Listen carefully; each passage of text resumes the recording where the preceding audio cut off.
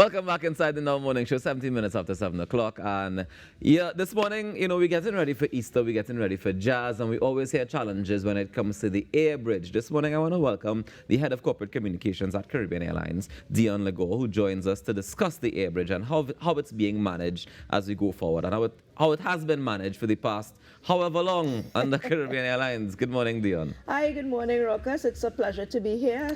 And good morning to our listeners in Trinidad and Tobago, wherever they may be.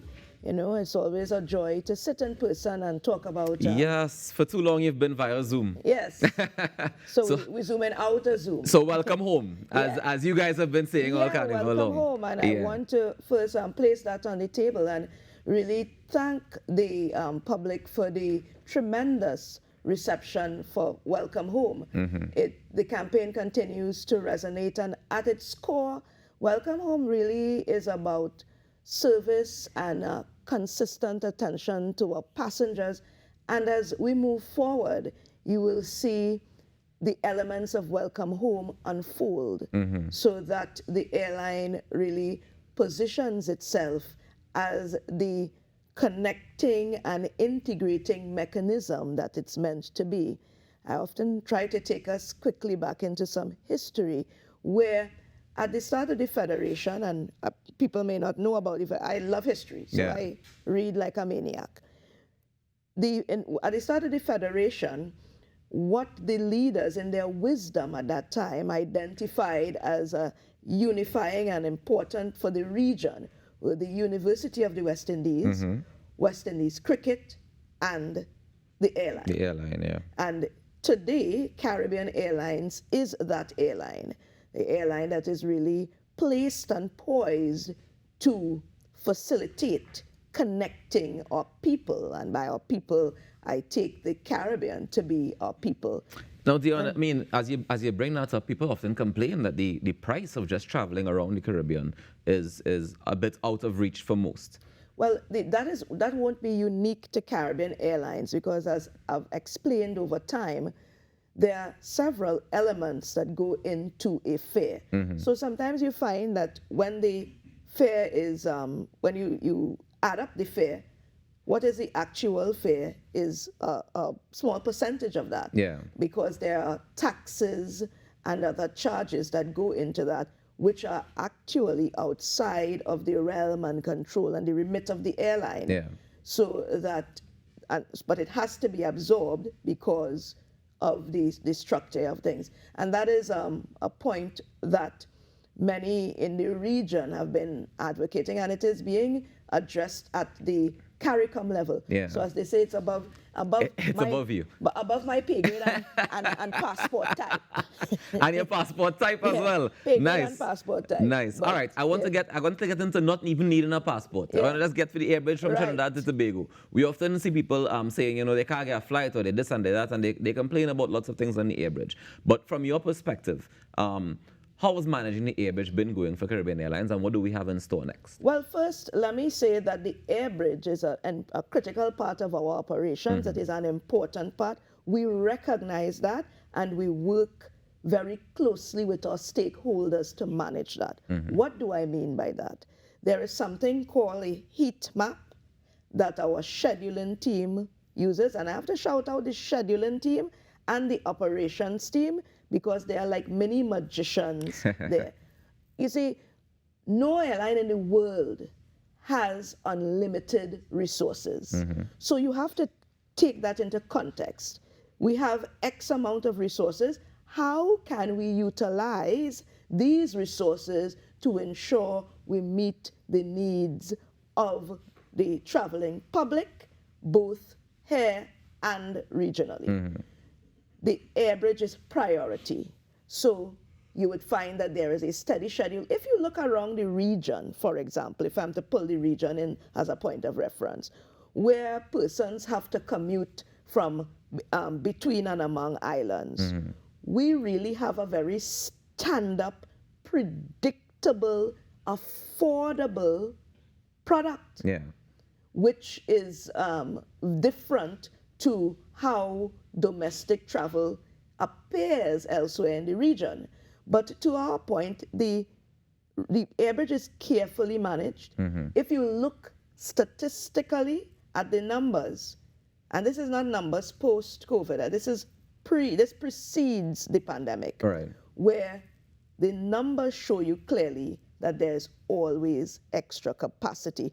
And the reason for that is for most days you have steady demand, Right. but then demand would peak at particular times. Right. So those times are usually around, I'm going to assume here, Easter time.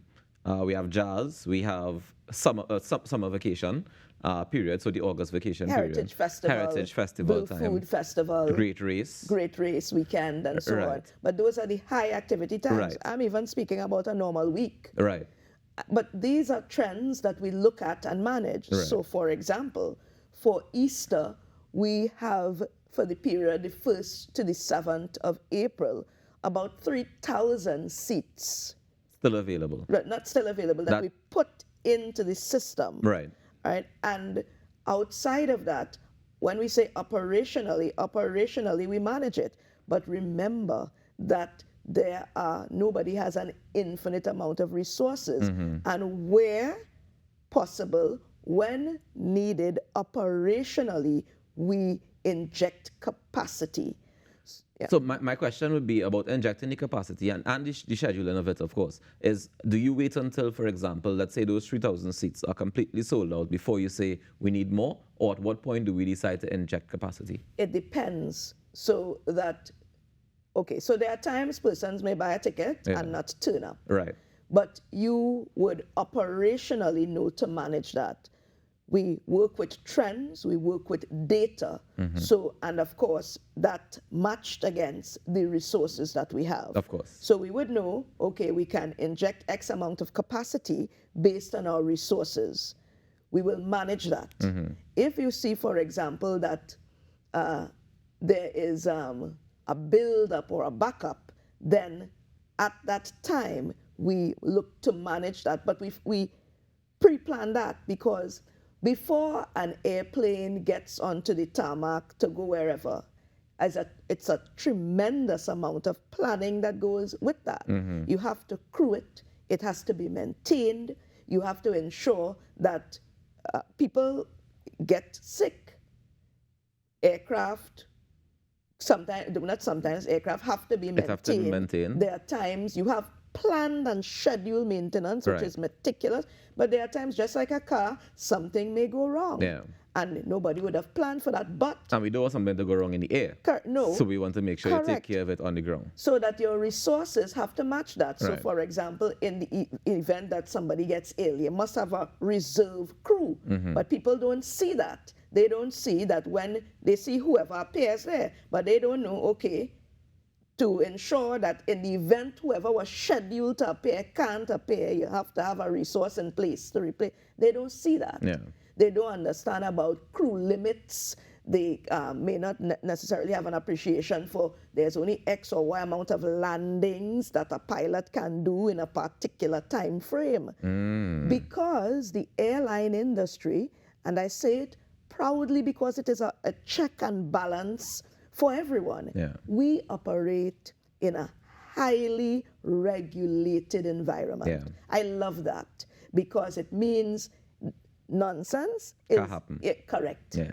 We have the Civil Aviation Authority. We have Caribbean Airlines is what you call an FAA approved station. Yeah. You don't get that like that.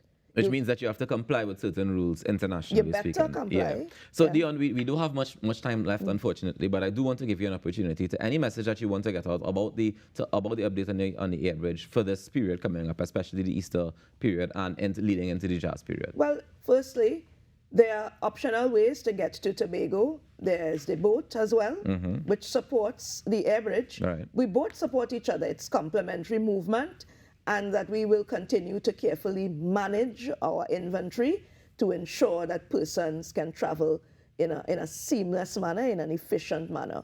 If you have your flight and you're required to be at the airport 2 hours before departure, please do so that we can keep an efficient operation. Yeah. Don't arrive 45 minutes before and then wonder why, I only go in Tobago, so there things taking place behind the scene. Bags have to be loaded. We are working with turnaround times, and of course, we all want to be on time when we travel. It's important that we all understand the role that we have to play in the process as well, and do your part to make sure things run as smooth as possible. Dion, thank you so much for joining us this morning. Thank you very much. Perfectly said. It's always a pleasure to be here, and I look forward to coming again. I look forward to you coming back. Ladies and gentlemen, Dion Lago, the head of corporate communications at Caribbean Airlines, chatting with us, just updating us on the air bridge and what's going on as we go forward. We take a quick break and come back with more inside the Now Morning Show. Stay tuned.